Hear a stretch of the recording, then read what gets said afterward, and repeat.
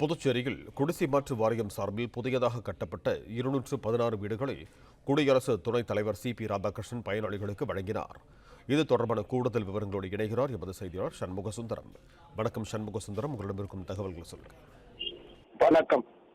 புதுச்சேரி குமரகுளம் பகுதியில் புதிதாக கட்டப்பட்டுள்ள 216 குடியிருப்புகளை அந்த பயனர்களுக்கு இந்திய குடியரசு துணைத் தலைவர் சி.பி. ராதாகிருஷ்ணன் தற்போது ஒப்படைத்துள்ளார்.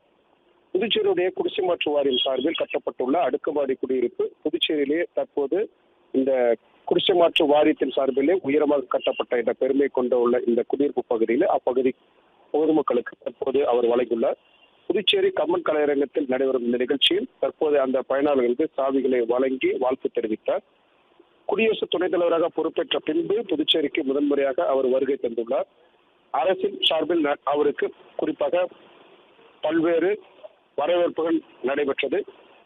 நேராக அதாவது புதுச்சேரி விமான நிலையத்திற்கு வருகை தந்த அவர் தற்போது கம்மன் கலையில் நடைபெறும் அந்த நிகழ்வில் குமரகுளம் பகுதியில் உள்ள கட்டப்பட்டுள்ள அடுக்குமாடி குடியிருப்புகளுக்கான அந்த நிகழ்வில் பங்கேற்ற பின்பு பாரதியார் நினைவிடம் செல்கிறார். குறிப்பாக இந்த நிகழ்வு முடிந்த பின்பு பாரதியார் நினைவிடம் சென்று அங்கு அவருக்கு சிலைக்கு மரியாதை செலுத்துகிறார்.